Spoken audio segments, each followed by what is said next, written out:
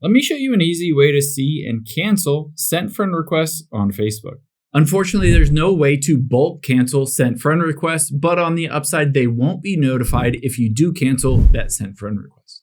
Now, first open up the Facebook app on your iPhone, Android, or computer, and you can tap on Friends at the bottom left, or if you don't see it, tap on Menu here, tap on it again, and then tap on Friends.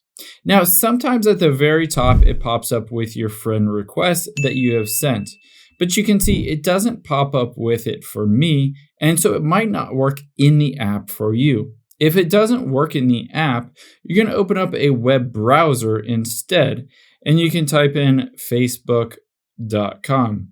Now keep in mind you can use Safari or Google Chrome, but you want to log into the website-based version. Again, you don't want to tap open in app, stay on the website-based version.